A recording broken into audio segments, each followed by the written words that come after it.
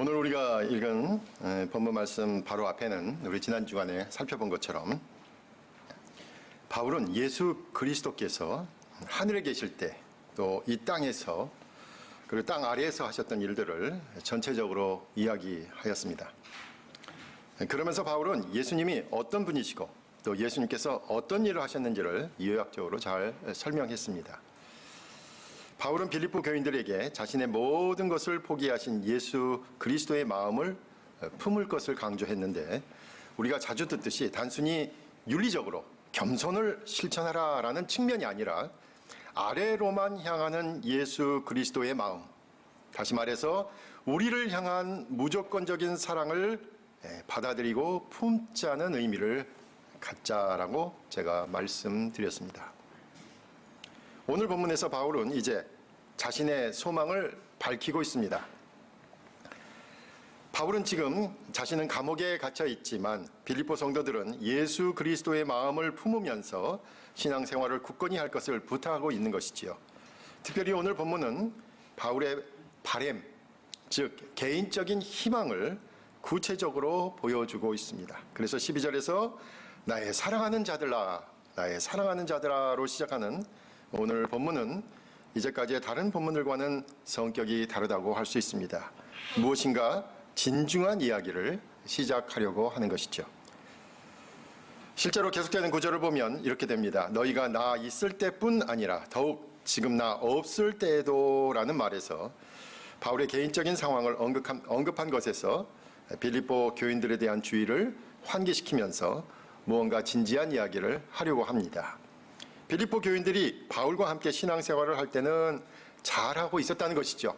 바울과 함께 바울이 빌립보에 있을 때는 잘하고 있었다는 것 아니겠습니까? 그런데 행여 지금처럼 자신이 감옥에 갇혀서 바울은 아마도 로마 감옥에 갇혀 있는 것 같고 빌립보 성도들은 빌립보에 있으니까 서로 떨어져 있을 때 멀리 떨어져 있는 빌립보 성도들을 직접 볼 수 없기 때문에 흐트러지기 쉬운 신앙의 권면을 하고 있는 것이죠.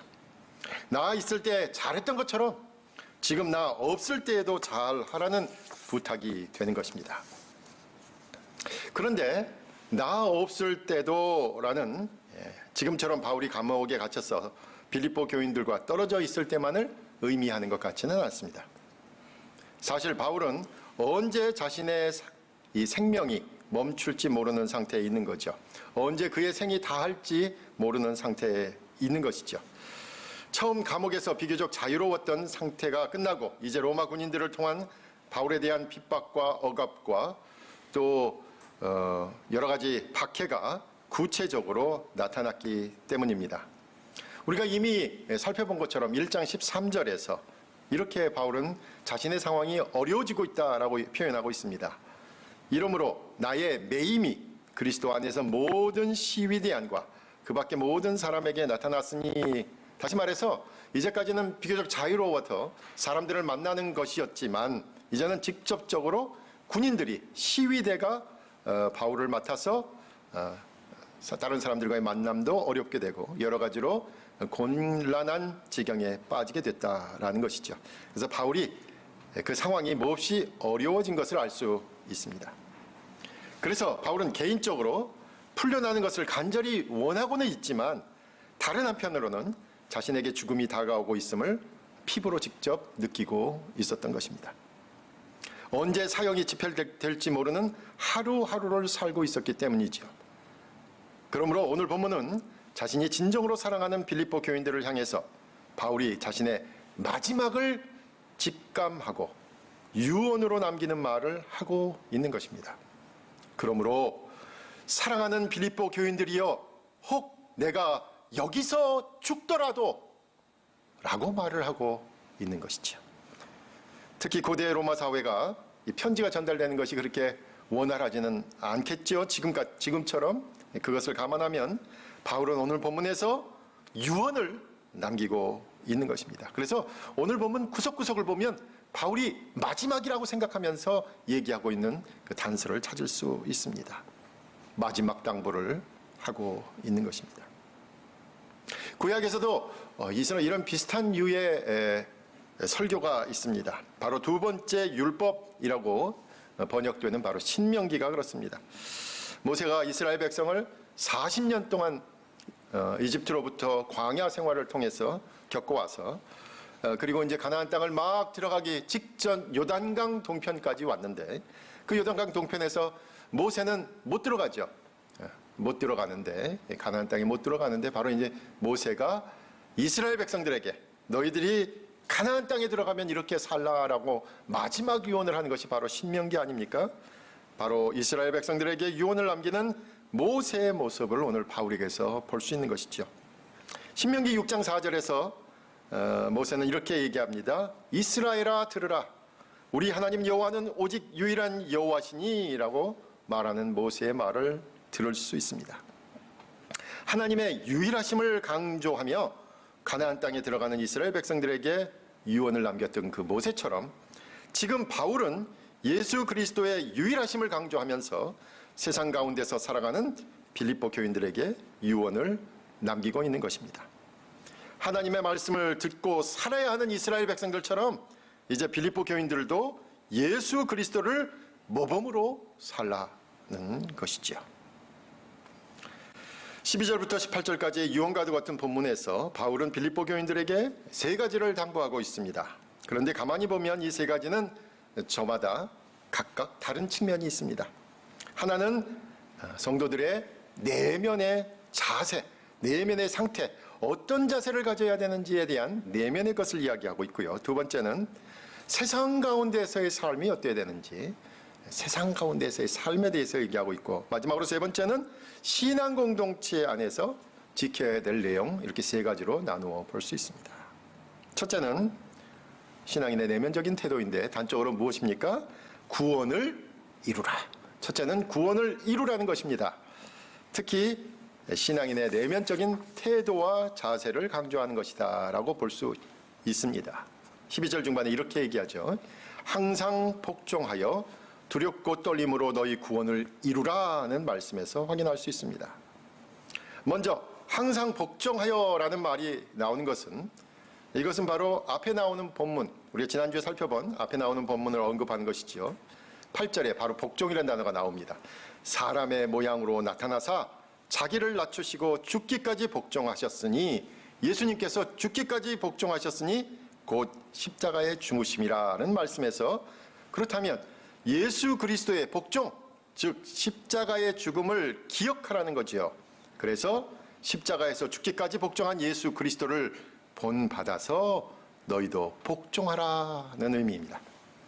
그렇다면 그리스도의 복종하심에 따라 빌립보 교인들이 따라야 할 가장 중요한 내용이 바로 구원을 이루는 일입니다. 다시 뒤집어 얘기하면 구원을 이루라는 주님의 명령에 복종하라, 이렇게 말할 수도 있을 것입니다. 그렇다면 구원을 이루라는 말에 주목해 보면 사실 이 말은 구원을 이루라 좀 이상하게 들리지 않습니까? 우리가 종교개혁, 이제 다음 주가 종교개혁 기념 주일인데요. 개신교 진영에서 가장 많은 논쟁을 불러일으킨 본문이 오늘 본문입니다. 구원을 이루라? 이게 구원을 우리가 뭘 이루어? 이런 생각 아니에요? 하나님께서 다 하셨는데 무슨 구원을 우리가 이루어? 인간이 할 게 뭐 남았다는 거야? 이거 인본주의 아니야? 인간 중심주의 아니야? 라는 본문이 바로 오늘 본문입니다. 우리가 아는 교리적인 상식으로는 구원은 하나님의 절대적인 사역이기에 우리가 우리의 구원을 이룬다는 것은 불가능하다고 생각했기 때문이죠. 그런데 본문에서 너희 구원을 이루라는 말로 주님의 말씀에 복종하는 것이 바로 자신의 구원을 이루는 것이라고 되어 있습니다. 그러므로 우선 구원에 있어서 오직 은혜로만 구원을 받는다고 생각하는 개신교의 교리를 다시 한번 생각해 볼 필요가 있겠죠.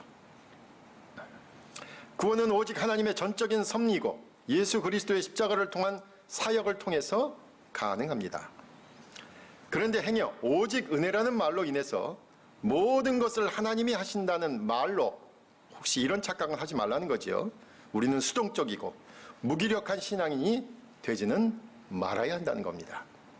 오직 은혜로 구원받았으니 모든 것은 하나님에 의해 결정되었다는 자세는 이러한 결정론에 따르게 되면 자신의 믿음이나 생활을 돌보지 않게 만들 것이기 때문입니다. 하나님께서 처음부터 끝까지 다 하셨으니까 우리가 할 것이 없다는 것은 언뜻 아주 믿음이 좋은 말처럼 들리지만 어쩌면 아무것도 하지 않으려는 불신앙의 모습일 수 있다는 겁니다. 실제로 한국교회가 비난받는 이유가 바로 여기에 있는 것 아닙니까? 특별히 개신교의 많은 문제 뭡니까? 은혜로 구원받았다는 고백, 그 고백에서 멈춰버리고 그 고백 이후에 반드시 따라와야 할 변화된 삶이 없다는 것이잖아요. 모든 것을 말로 때운 것을 바꿔버렸다는 것 아니에요? 개신교인들, 말 잘하는 사람들, 그거 아닙니까? 구원이라는 것을 한순간에 신앙 고백으로만 축소시켜버린 겁니다. 그래서 교회마다 구원받았다는 고백만 있으면 신자로 인정하는 편리하고 용이한 관습이 생긴 겁니다. 그런데 본문에서 너희 구원을 이루라는 것은 구원은 한순간으로 끝나는 단순한 사건이 아니라 그 이후에 삶 전체를 하나님의 말씀에 일치시켜는 부단한 과정의 이야기다라고 분명히 밝히고 있습니다. 그래서 이미 복종하였으니가 아니라 항상 복종하여 너희 구원을 이루라고 계속 진행하여 앞으로 나아갈 것을 강조하고 있습니다. 특히 여기 그 앞에 두렵고 떨림으로 라는 말은 이미 구원을 얻었다고 자만하거나 방심하거나 멈추지 말라는 의미입니다. 마치 구원은 이미 받았으니까, 그래서 하늘나라의 분양권은 이미 얻었고 이제 아무 꺼리낌 없이 이 땅에서의 한 평이라도 더 가지려고 하는 그런 투기꾼 신자들이 되라는 것이 아닙니다. 오히려 매 순간 내가 실제로 구원받은 자의 길을 가고 있는지 부단히 점검하라는 것이지요. 두렵고 떨림으로 한순간도 긴장을 늦추지 말라는 것입니다. 한순간도 구원을 가볍게 생각하지 말라는 겁니다. 특히 13절에서 우리가 이룰 구원이 인간의 능력을 강조하는 것이 아님을 분명히 강조하고 있습니다. 너희 안에서 행하시는 이는 하나님이시니 자기의 기쁘신 뜻을 위하여 너희에게 소원을 두고 행하게 하시나니라고 하면서 우리가 적극적으로 구원을 이루어 나갈 이유를 설명하고 있습니다. 다시 말해 12절에서처럼 우리가 자신의 구원을 이루기 위해 계속 전진할 수 있는 궁극적인 힘도 결국은 하나님으로부터 온다는 것입니다. 그러므로 우리가 자신의 구원을 이룬다는 뜻은 하나님으로부터 시작된 구원의 이야기를 하나님과 함께 계속 만들어가라는 것입니다. 자신의 구원의 문제를 남의 일처럼 방관자로 남지 말고 이미 종영된 드라마처럼 여기지도 말고 채널을 돌리다가 매번 마주치는 재방송처럼 생각하지 말고 지금 그리고 앞으로 적극적으로 성령 하나님께서 우리의 마음속에서 일으키시는 감동을 따라 새로운 이야기를 만들라는 것입니다. 구원은 아버지 하나님의 섭리, 아들 예수 그리스도의 사역, 그리고 이제 성령께서 우리 마음에 일으키시는 감동에 순종하는 것이 함께 하는 것입니다. 계속해서 우리를 향한 하나님의 일에 기대를 갖고 참여하고 계속해서 감동하라는 것이지요. 행여 자신의 신앙이 정체된 것 같고 자신의 신앙이 예전만 못하거나 자신의 신앙이 역동적이지 못한 이유는 어디에 있을까요? 자신의 구원의 일이 과거로만 멈춰 있어서 그렇습니다. 자신이 처음 주님을 만났을 때 그때 고착되어 있어서 그래요. 구원의 문제를 순간으로 이해하려는 생각에 사로잡혀서 그렇습니다. 그러나 분명한 것은 신앙은 과거의 일들을 회상하는 것만이 아닙니다. 과거의 뜨거움을 간직하는 것으로만 멈추는 것이 아닙니다. 특히 과거의 헌신을 무용담으로 과시하는 것도 아닙니다. 예전에는 어떻게 했는데, 예전에는 이렇게 했는데, 그런 것만 얘기하는 것이 아니라는 거예요. 신앙은 지금 그리고 여기서 미래를 향해 나아가는 것입니다. 하나님께서 저와 여러분을 통해서 계속 일하십니다.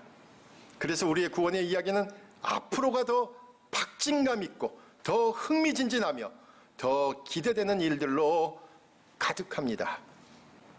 그러므로 기대하는 마음으로, 두렵고 떨림으로 한순간도 하나님의 사역을 잊지 말아야 합니다. 그렇게 계속되는 신앙생활에서는 더 큰 감동과 더 깊은 깨달음과 더 넓은 은혜가 있는 것입니다. 하나님께서 일하시니 우리도 일하고 우리도 참여해야 합니다. 두 번째는 바로 빌립보 교인들이 세상 가운데서 사는 모습과 자세에 대해서 이야기하고 있는데, 그것은 단적으로 세상에서 빛으로 살라는 것입니다. 특히 15절에서 바울은 빌립보 교인들이 흠이 없고 순전하게 살 것을 강조했습니다.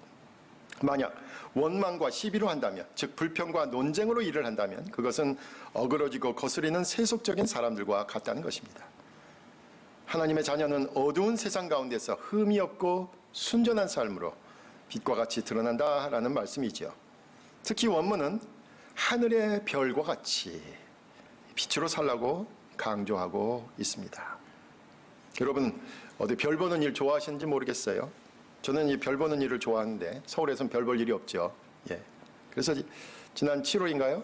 춘천에 한번 갔을 때 수요일 날 저녁에 특강이 있었는데, 춘천에 가니까 혹시 별을 볼 수 있을까?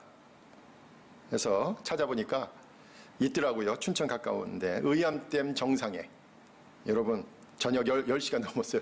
강의 끝나고 왔는데 10시 넘었는데 차를 몰고 의암댐 꼭대기까지 올라가는데 겁나더라고요. 깜깜한데, 제가 아는 길도 아닌데. 근데 올라가니까요, 별 보러 온 사람들이 꽤 있더라고요. 그 깜깜한.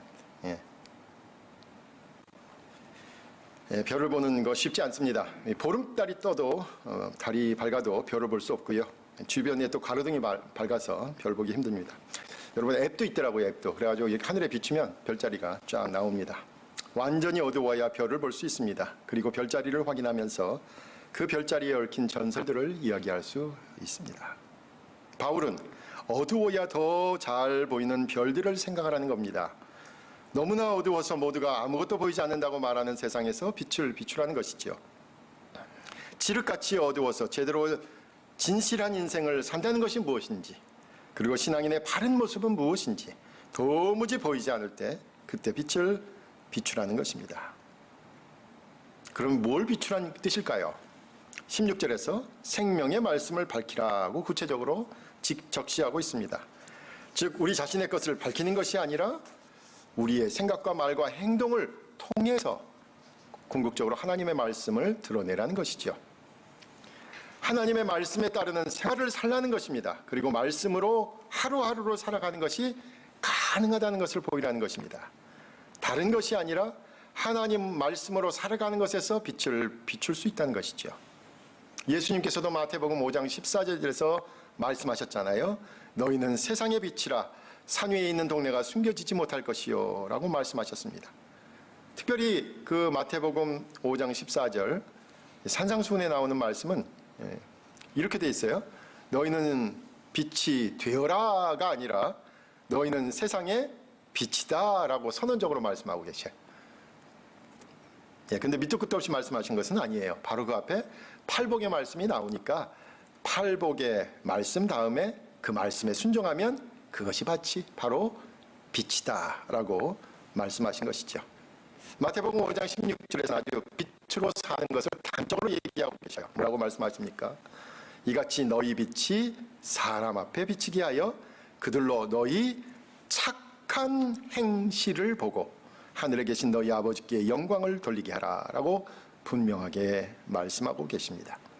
그러므로 빛을 비추는 것은 세상 가운데서 하나님의 말씀에 따른 선한 행동을 통해 주님의 말씀을 분명하게 드러나는 것입니다.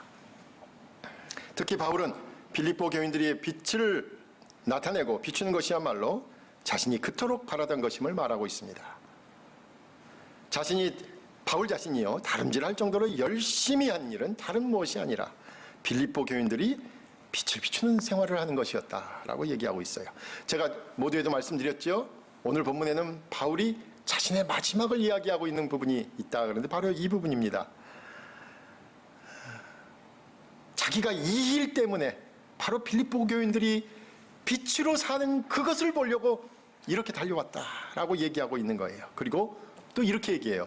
그리스도의 날에 그것이 나의 자랑이다라고 말하고 있어요. 자신은 이렇게 감옥에서 아무도 모르게 조용히 생을 마감하더라도 이제 주님께서 다시 오실 그날에, 세상 끝날에 빌립보 교인들의 변화된 삶, 세상에서 빛으로 사는 삶, 그리고 주위를 비추는 삶을 생각하면 이제 자신은 여기서 눈을 감아도 좋다는 것입니다. 그러므로 바울의 마지막 유언은 빌립보 교인들이 세상에서 빛으로 사는 것입니다. 지금은 모두가 자기가 빛을 낸다고 하니까 서로 빛나는 것 같지요. 그래서 무엇가 진짜 빛인지를 알 수 없어요. 진정한 빛이 무엇인지, 그리고 어디에 있는지 도무지 알 수가 없는 때인 것 같습니다. 그래서 오히려 모두가 아무것도 알 수 없는 이 혼돈의 시대에 살고 있습니다. 그런데 진정한 빛은 남이 알아주지 않아도 계속 비추고 있습니다. 그래서 오래도록 비출 것입니다. 저와 여러분이 하나님의 말씀에 순종하는 삶을 사는 것에서 빛이 납니다. 지금은 말씀에 순종하는, 어쩌면 가장 기본적인 것에 충실한 신앙인이 정말로 필요한 때이고, 그것이 진정한 빛이 되는 것입니다. 마지막으로 세 번째는 특별히 신앙 공동체에게 당부하는 유언입니다. 단적으로 믿음으로 서로 섬기라는 것입니다. 바울은 신앙인 개인 내면적으로는 구원을 이루기 위해 적극적인 신앙을 하라라고 권면했고요. 두 번째는 세상에 대해서는 하나님의 말씀에 순종하는 빛이 되라라고 얘기를 했고요. 이제 마지막으로 이를 위해서 신앙 공동체에게 하시는 말씀을 전하고 있습니다. 17절에서 너희 믿음의 재물과 섬김이라고 언급되어 있습니다. 사실 근데 이 세 번째는 좀 의아하지요. 본문에 보면 믿음의 재물로 섬겨라, 재물과 섬김해라, 이런 명령형이 없어요. 권유형도 없고요, 명령형도 없어요. 오히려 가정법으로 되어 있습니다. 이렇게 되어 있죠. 만일로 시작해요. 세 번째 권면은 만일 너희 믿음의 재물과 섬김 위에 내가 나를 전제로 드릴지라도, 가정법으로 되어 있습니다. 바울은 이미 이루어지고 계속 될 일을 상상하고 있는 거죠. 특히 바울은 빌립보 교인들의 믿음이 성장한 것을 구약의 제사로 비유적으로, 그림으로 나타내듯이 비유적으로 표현하고 있어요. 보세요. 빌립보 교인들의 믿음이 성장합니다. 그래서 제사의 제물처럼, 예배드릴 때의 제물처럼 되고, 또 제사에서 섬기는 모습으로, 또 옆에서 돕는 섬기는 이로 나타나죠. 어떤 것은 제물로 나타나기도 하고, 어떤 것은 제사가 온전히 되기 위해 섬기는 모습으로 나타납니다. 그리고 그 위에 부어지는 제일 마지막 모습이 뭐냐면 바로 포도주를 붓는 겁니다. 이걸 전제라 그래요. 부어드리는 제사, 전제인데 바로 포도주를 붓는 겁니다. 전제는 제사 준비에서 가장 마지막에 해당되는 겁니다. 성숙한 포도주가 되기 위해서 포도가 으깨지고, 그리고 발효되듯이 희생의 가장 마지막, 이 희생이 담당하는 거죠. 그렇다면 다시 한번 말씀드리지만 전체적으로 제사의 그림이 이렇게 그려집니다. 빌립보 교인들의 믿음이 제물이 되고, 또 어떤 이들의 수고가 제사의 섬김이 된다면, 이제 바울 자신은 마지막에 그 위에 뿌려지는 희생의 제물이 될지라도 되겠다라는 거예요. 그러니까 내가 그렇게 될 테니까 너희도 그렇게 되라라는 거죠. 포도주의 전제는 또 신약에서는 바로 예수 그리스도의 보혈을 상징하는 것 아니겠습니까? 그러므로 바로 예수 그리스도가 담당하셨던 희생을 이제 자신이 담당할 터이니 너희는 믿음으로 제물과 섬김을 다하라, 이렇게 권면하고 있는 것입니다. 사실 오늘 본문처럼 바울의 마지막 모습이다라고 생각하고 또 생각해 보니까, 지난 목요일에 우리 모두는 우리와 함께 신앙생활을 하시던 정진욱 권사님의 소천 소식을 갑작스럽게 들었습니다. 모두가 놀랐습니다. 조금 더 오래 계실 줄 알았는데 그랬어요. 미리 좀 찾아뵙고 그렇게 김영진 집사님이 강릉에 한번 놀러 오라는 말씀 들었는데 그렇게 시간 내기가 이 핑계 저 핑계 됐죠. 그렇죠? 예. 늘 인자한 미소, 조금은 천천히 또박또박 말씀하시며 품위를 지키시는 분이었습니다. 그래서 그분의 떠나심 우리 모두의 아픔이었습니다. 특히 저 개인적으로는 나이 차이가 얼마 나지 않는 한두 살 위의 연배 누님이셨기 때문에 죽음이 나에게도 아주 가까이 있다라는 것을 분명히 깨닫게 되었습니다. 돌아오는 길에 두 분이 최근에 시작하신 카페에 들려서 그분이 평소 좋아하시던 오드리 헵번의 그림을 보고 매일 아침 해가 떠오를 소돌 항구에서 끝없이 출렁이는 바다처럼 그분도 영원히 잊을 수 없는 아름다운 분이셨다라는 생각을 했습니다. 바울도 본문에서 자신을 전제처럼 희생하겠다라고 밝힌 근거는 빌립보 교인들의 믿음의 재물과 섬김이었습니다. 믿음의 섬김, 바로 신앙 공동체에 요구되는 것입니다. 서로 섬기는 일은 신앙 공동체 안에서 꼭 필요한 덕목입니다. 이미 빌립보서 2장 4절 오늘 본문의 앞에서 바울은 각각 자기 일을 돌볼 뿐더러 또한 각각 다른 사람들의 일을 돌보아 나의 기쁨을 충만하게 하라는 말씀을 했지요. 서로 돌볼 것을 권면했습니다. 그리고 오늘 다시 마지막에 그 이야기를 하는 것입니다. 어렵고 힘든 세상에서 빛으로 사는 일은 혼자 외로움을 느끼고 오래지 않아 지칠 수 있습니다. 그렇기 때문에 이제 신앙 공동체 안에서 서로 돌보아 연약한 이들을 세워서 함께 나아가라는 것입니다. 실제로 우리 각자는 어렵고 어둡고 홀로 신앙생활을 하는 기간이 너무나 길었습니다. 이제는 용기를 내어 각자의 자리로 돌아와야 하겠습니다. 그리고 각자의 자리에서 자신의 몫을 담당할 뿐만 아니라 그동안 피치 못하게 소원했던 서로를 돌보는 일을 다시 시작해야 합니다.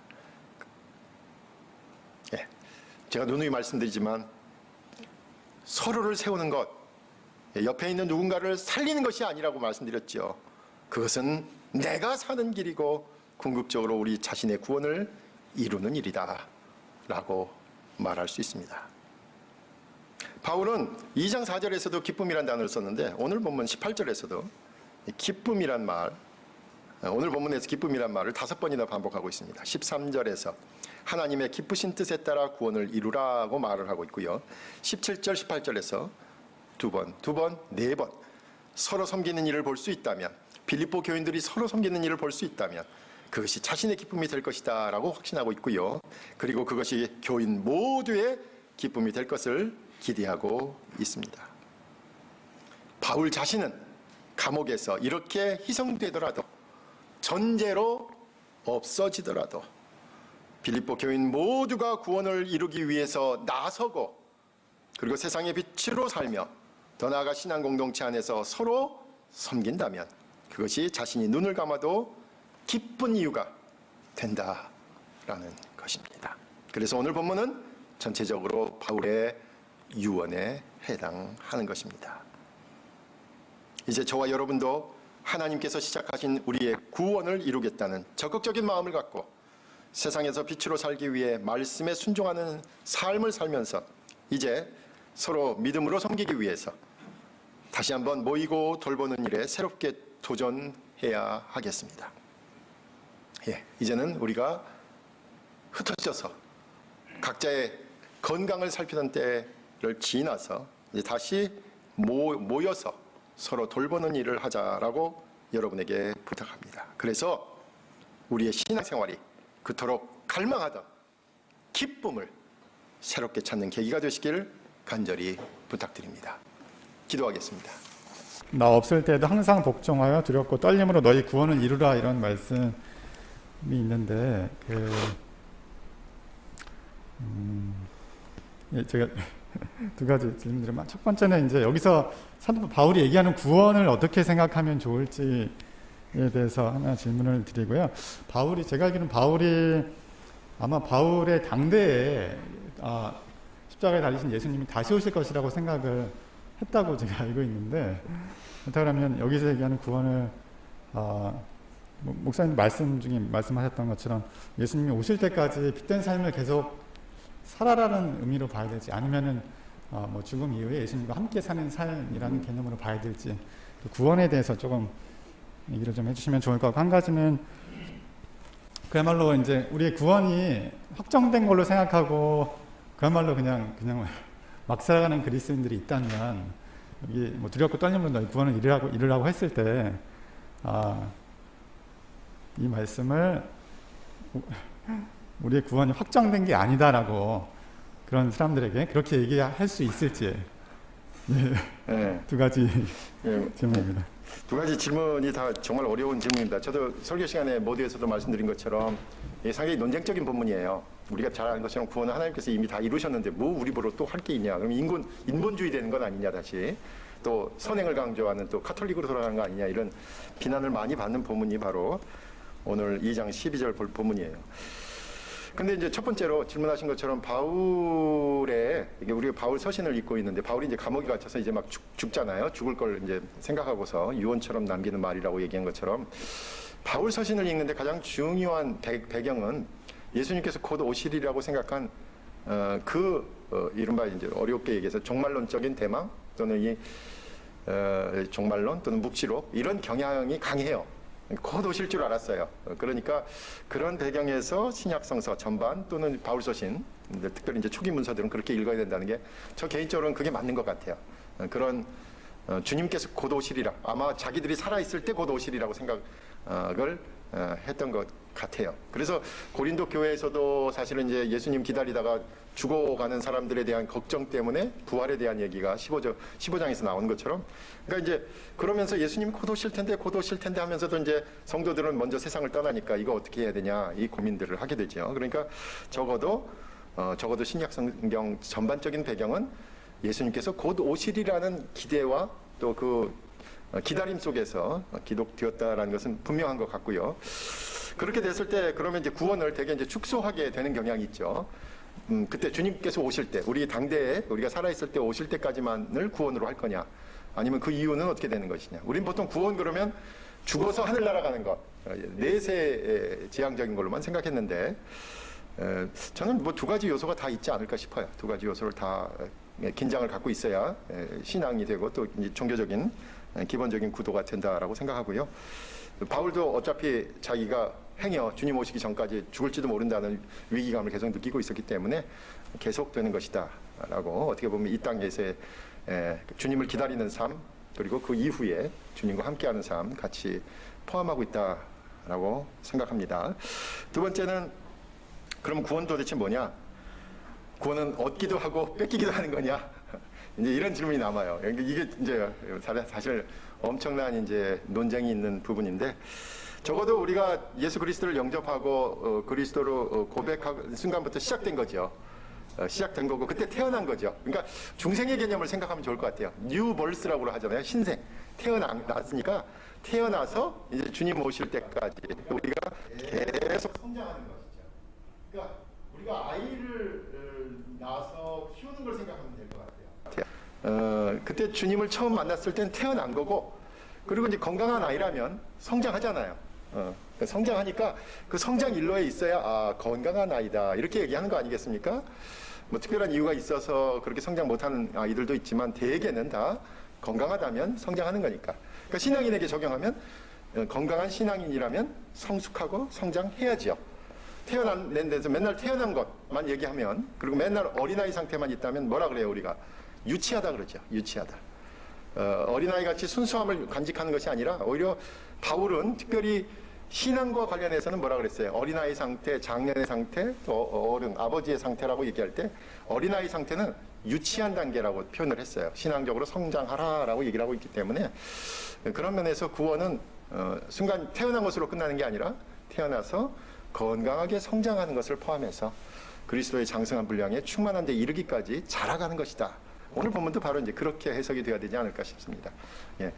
대개 우리는 이제 구원은 태어나면서 다 끝났으니까 구원은 받은 건 끝났고 나중에 하나님 말씀에 순종하는 것은 옵션이다라고 생각하는데 그게 그렇게 나눠지는 부분은 아니에요. 예. 동전의 앞뒷면과 같다 그러죠. 앞에 중생했으면 뒤에 그 열매, 결실, 선한 열매가 맺혀지는 것이죠. 거꾸로 얘기하면 이렇게 되겠죠. 선한 열매가 없다면 그 나무가 제대로 나무인가 이렇게 의심을 할 수 있겠죠. 그러니까 예를 들어서 이건 아닌 것 같아요. 줬다 뺏었다의 개념이 아니라 오히려 받지도 않은 거예요. 구원을 받지도 않은 거야.